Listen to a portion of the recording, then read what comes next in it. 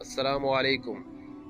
غیر محرم مردوں کے سامنے جو لباس عورت پہن کر آ سکتی ہے اس میں 8 شرائط کا ہونا ضروری ہے۔ شرائط درج ذیل ہیں: وہ لباس سارے جسم کے لیے ساتر یعنی سارے جسم کو چھپانے والا ہو، جس میں ہاتھ اور چہرہ بھی شامل ہیں۔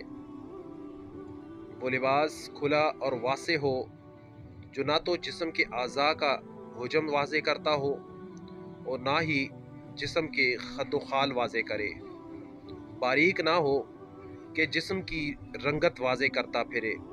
وہ لباس خود بھی زینت کا باعث نہ ہو، مثلا اس پر کڑھائی اور کشیدہ کاری نہ کی گئی ہو، اس لباس کو خوشبو نہ لگائی ہو۔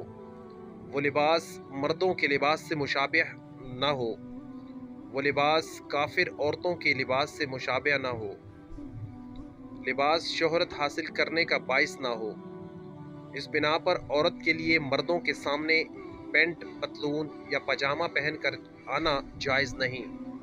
اللہ پاک دین کی سمجھ عطا فرمائے، آمین۔ اس پیغام کو دوسروں تک پہنچائیں تاکہ اللہ کسی کی زندگی آپ کے ذریعے بدل دے اور آپ کی ہماری نجات کا ذریعہ بن جائے، آمین ثم آمین۔